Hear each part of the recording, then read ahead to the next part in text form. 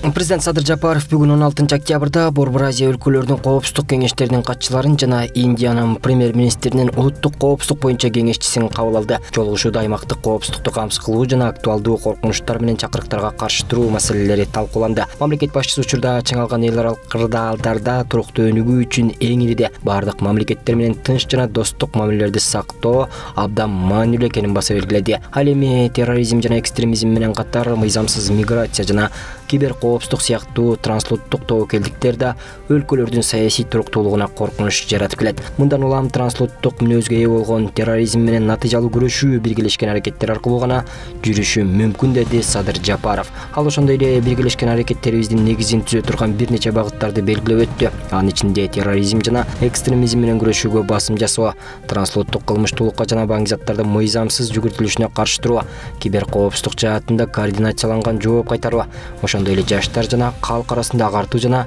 билим берүү программалары бар. Өз кезинде Борбор Азия өлкөлөрүнүн коопсуздук кеңештеринин катчылары жана Индиянын премьер-министринин улуттук коопсуздук боюнча кеңешчиси эки жана көп тараптуу кызматташтыкты чыңдоого даяр экендиктерин билдиришти. Ошондой эле азыркы шартта Борбор Азия Индия форматындагы диалогго суроо талап бар экенин белгилешти. Коопсуздук кеңешинин башчылары коопсуздук жаатындагы маселелерди чечүүдө координацияланган ыкманы иштеп чыгуу зарылдыгын да баса белгилешти. 2026 жылы эмгек социалдык камсыздоо жана миграция министрлигинин бюджети 23,3 миллиард сомду түзөт, деди министрлер кабинетинин төрагасы Адылбек Касымалиев бүгүн Бишкекте министрликтин 100 жылдыгына, Кыргызстандагы кесиптик бирликтер кыймылынын 120 жылдыгына жана социалдык фонд кызматкерлеринин кесиптик майрамына арналган салтанаттуу иш-чарада. Муну менен катар ал акыркы 5 жылда жөлөк пулдардын өлчөмү 2-3 эсеге көбөйтүлгөнүн, жаңы социалдык программалар киргизилгенин белгиледи. Министрликтин 2026 жылга бюджети 23,3 миллиард сомду түзөт. Социалдык кызматкерлердин тармагы кеңейди. Курорттук даарылоону каржылоо көбөйтүлдү. Министрликтин муктаждыктарына 77 автоунаа берилди. 2025 жылдын 1 октябрына карата 103,400 ата-эне балага сүйүнчү жөлөк пулун алышты. Социалдык фонддун салымы да белгиленди. Акыркы 5 жылда пенсионерлердин саны 100 миңге көбөйдү. Орточо пенсия дээрлик 2 эсеге өстү. Биринчи жолу пенсиянын минималдуу өлчөмү жашоо минимумуна теңелди, деди Касымалиев. Ар бир жаран электр энергияны үнөмдүү пайдалануусу зарыл. Бул тууралуу энергетика министрлигинен билдиришти. Ведомствонун маалыматы боюнча Кыргызстанда жыл сайын калктын саны өсүүдө. Ага жараша жаңы шаарчалар, көп кабаттуу үйлөр, социалдык объекттер курулууда. Ошондой эле заводдор, фабрикалар кеңейүүдө. Жолдор жарыктандырылып, технологиялар күн сайын көбөйүп жатат. Бул өз кезинде электр энергиясынын күнүмдүк керектөөсүнүн жогорулоосуна алып келет. Ошол эле учурда дүйнө жүзүндө суу ресурстары азаюуда. Бул өлкөдөгү ГЭСтердин ишине түздөн түз таасирин тийгизе турган фактор. Министрликтен белгилешкендей, энергия булагы чектелүү, ал эми керектөө улам артууда. Мындан улам электр энергиясын үнөмдүү, сарамжалуудуу пайдалануу зарыл. Анткени ар бир үнөмдөлгөн киловатт бул туруктуу жарык, өлкөнүн коопсуз энергетикалык келечеги жана үй-бүлөнүн бюджети үчүн пайда экени талашсыз. Мамлекеттик салык кызматынын кызматкерлери Бишкек шаарындагы контрафакттык алкоголдук продукцияларды өндүргөн цехти аныкташты. Ведомствонун маалыматына караганда, цехти текшерүү учурунда эски үлгүдөгү жана шектүү акциздик маркалар коюу үчүн бош идиштер, капкактар жана белгилүү алкоголдук продукциялардын этикеткалары табылган. Алдын ала маалыматка ылайык, бул цехте даярдалган продукция жергиликтүү базарларда таратылып, сатылып келген. Салык кызматкерлери жеринде тиешелүү актыларды түзүп, материалдар юридикалык баа берүү үчүн укук коргоо органдарына өткөрүлүп берилет. Бишкекте коомдук транспорттагы адепсиз жүрүм-турум үчүн чет элдик жаран кармалганын Бишкек шаардык ички иштер башкы башкармалыгынан билдиришти. Социалдык тармактарда чет элдик жаран коомдук транспортто кыздарга туура эмес мамиле жасаганы тартылган видео тараган. Бул окуя Бишкек шаардык Сверлов райондук ички иштер бөлүмүнүн маалымат журналына катталып, сотко чейинки өндүрүш иштери башталды. Бишкек шаардык ички иштер башкы башкармалыгы аталган жарандын өздүгүн тактап райондук тергөө бөлүмүнө алып келишкен. Ал 1988 жылы туулган В.И. аттуу жаран болгон. Ага карата Кыргыз Республикасынын кылмыш жаза кодексинин майда бейбаштык беренеси боюнча административдик протокол түзүлүп, материалдар белгиленген тартипте соттун кароосуна жиберилди. Мындан тышкары, Кыргызстанда жүрүү эрежелерин бузган чет элдик жаран өлкөдөн чыгарылаары белгилүү болду. Бишкек шаардык ички иштер башкы башкармалыгы чет элдик жарандарды Кыргызстанда жүрүүдө мыйзамдарды жана эрежелерди так сактоого, коомдук тартипти, маданиятты жана каада салтты сыйлоого чакырат. Мыйзам бузуулар катталса, мыйзам чегинде чара көрүлөрүн эскертти.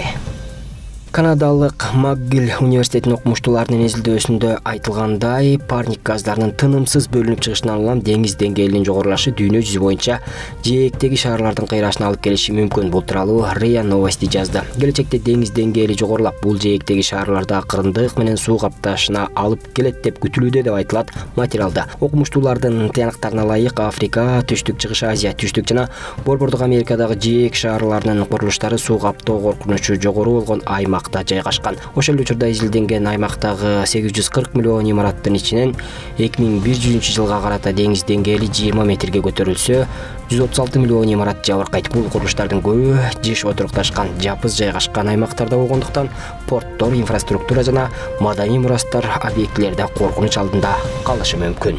Социалдык коргоо жана профсоюз кызматкерлери 19 октябрь социалдык коргоо жана профсоюз кызматкерлеринин күнүнө жана эмгек социалдык камсыздоо жана миграция министрлигинин 100 жылдык мааракесине утурлай Бишкекте Токтогул Сатылганов атындагы филармонияда салтанаттуу иш-чара болуп өттү. Аталган иш-чарага Кыргыз Республикасынын министрлер кабинетинин төрагасы Адылбек Касымалиев, мамлекеттик органдардын жетекчилери, эл аралык уюмдардын, профсоюздук кыймылдардын өкүлдөрү жана социалдык коргоо системасынын ардагерлери катышты. Элибиздин бактылуулугу сиздердин кубанычыңыздар болсун.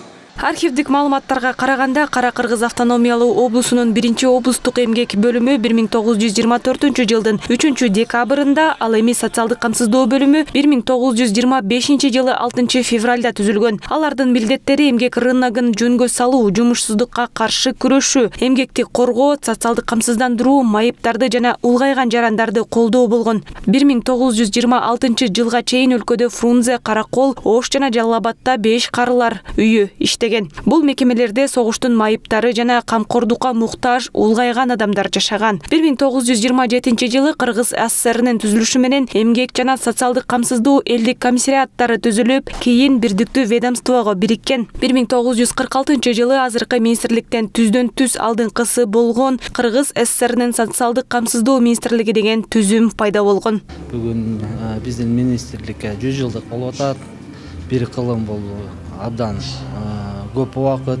Бул убакытта биздин министрлик кичинекей областтык бөлүмдөн бүгүнкү күндө миллиондогон биздин жарандарга өзүнүн кызматын көрсөтүп келүүдө.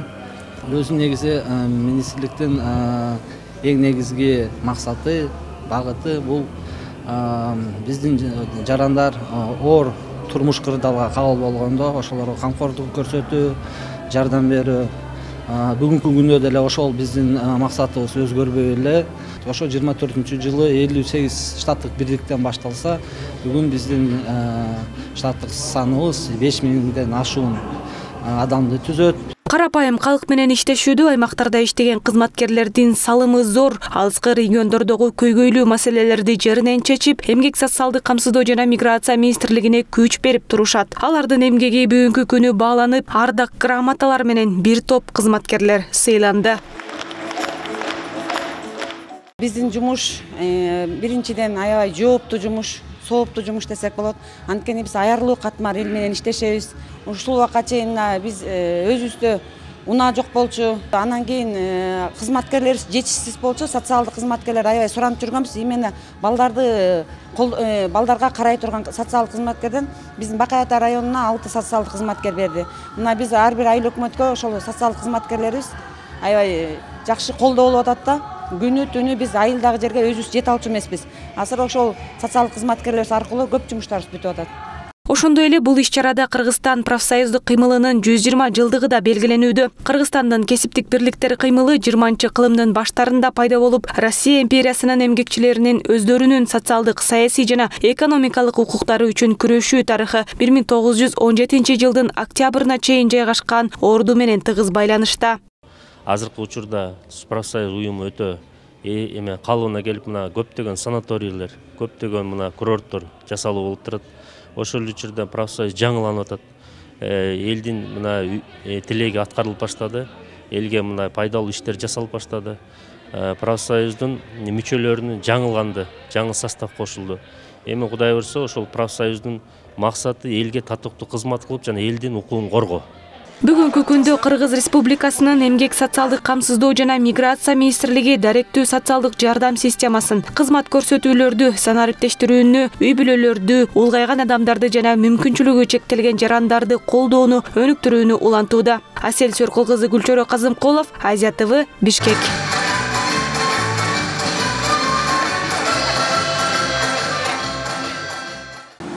Наш отдел компьютер-технических фоноскопических экспертиз. Мы проводим исследования по компьютерной цифровой криминалистике. Кыргыз Республикасынын инвестиция министрлигине караштуу соттук эксперттик кызматында компьютердик техникалык экспертизаларды заманбап деңгээлге алып чыгууга жана терроризмге каршы аракеттенүү чөйрөсүндөгү иликтөөлөрдүн натыйжалуулугун жогорулатууга мүмкүндүк бере турган жаңы жабдуулар салтанаттуу түрдө өткөрүлүп берилди. Иш-чарага юстиция министринин биринчи орун басары Алмазбек Зарылбек уулу Кыргыз Республикасынын юстиция министрлигине караштуу соттук эксперттик кызматынын төрагасы Талантбек Кожонов, Бириккен Улуттар уюмунун туруктуу координатору Анте Граве, Кыргыз Республикасындагы Европа биримдигинин өкүлчүлүгүнүн кызматташуу бөлүмүнүн башчысы Ханс Фарнхаммер, Мамлекеттик улуттук коопсуздук комитетинин анти-террористтик борборунун директорунун орун басары Адыл Кадралиев, ошондой эле Европа биримдигинин Бириккен Улуттар уюмунун терроризм коркунучтарына каршы күрөшүү куралы долбоорунун жетекчиси Дмитрий Пономарев катышты.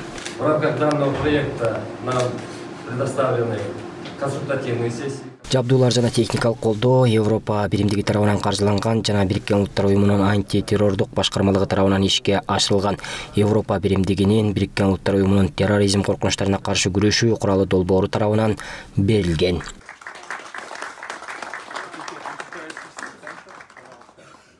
Изилдөө методдорун тынымсыз өркүндөтүүнүн жана жаңы технологияларды киргизүүнүн аркасында соттук эксперттик кызмат өлкөнүн илимий техникалык өнүгүүсүнүн ажырагыс бөлүгүнө айланууда деп белгиледи юстиция министринин биринчи орун басары Алмазбек Зарылбек уулу. Буга чейин бир аз кыйынчылыктар болгон.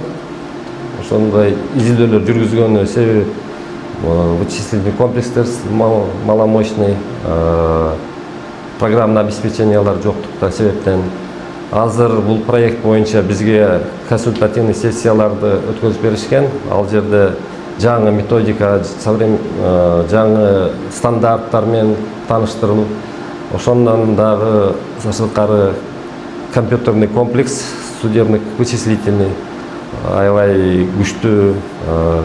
Бул комплексте изилдөөлөр жүргүзүлөт.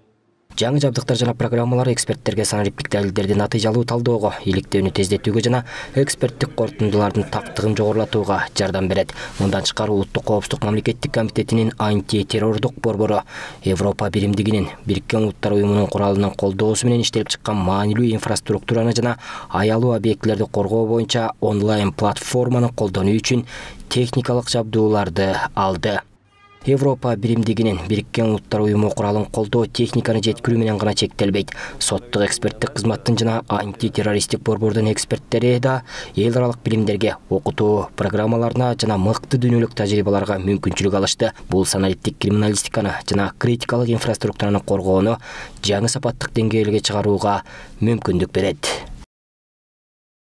Ноокат районундагы айылдарда калкты жана инфраструктураны сел коркунучунан сактоо, табигый кырсыктардын алдын алуу максатында сел жана суу ташкындарынын алдын алуу иштери жүрүүдө. Өсөр айылындагы бул дамбанын узундугу 700 метрди түзөт. Учурда бул жерде жээк бекемдөө иштери аяктап калды. Азыркы учурда 80% аткарылды. Жалпы долбоордук баасы 19 миллион 600 миң. Бул долбоор ишке ашып бүткөн соң жалпысынан Өсөр айылынын 45 турак жайы, бир мечит жана ички чарбалык көчөрөлүк корголот. Бул Кыркол сайдын оң жээгин бекемдөө 2013 жылы жана 2015 жылдары ишке ашкан. Ошо жылдан бери сол жээгин бекемдөө иш-чаралары болбой келип, быйыл биздин министр тараптан АВРге сунушталып, быйыл иш башталды. Ноокат районундагы бардык сел агуучу сайлар, арык каналдар толугу менен тазаланып бүттү. Жергиликтүү бийлик кырсыктын алдын алуу иштери бир топ экономикалык зыяндарды азайта тургандыгын билдиришүүдө. 26 объектти сунуштаганбыз. Ал 26 объекттин ичинен 8 объектте габион торчолор коюлду. Бул габион торчолор ошо селдин ашуу нугун буруу, көпүрөлөрдү сактоо жана тазалоо иштери жүргүзүлдү. Андан сырткары 6 айдын алдын алуу ишчерine ылайык 18 объектте сел каналдарды тазалоо, сайдын нуктарын тазалоо иштери жүргүзүлдү. Табиат кырсыктарынын алдын алуу иштери Кара Суу районунда да жүрүүдө. Ачы айылындагы узундугу 12 метр болгон көпүрө салынып, 20 чакырым сай толук тазаланып өттү. Бул сел өтүүчү канал Маада айыл аймагындагы айылдарды суу ташкынынан коргойт. Бул жерде көлөмдүгү негизинен Ачы сел каналынын башында 40 коктуголот бар. Ачы сел каналы болсо өзү жалпы узундугу 20 километрди түзөт. Жалпысынан ошол 40 коктуголоттон келген сел суулардын баардыгы ушул жерге батып өтө турган көпүрө салынып атат азыркы убакта. 20 чакырым Ачы сел каналы толугу менен тазаланып бүткөрүлгөн.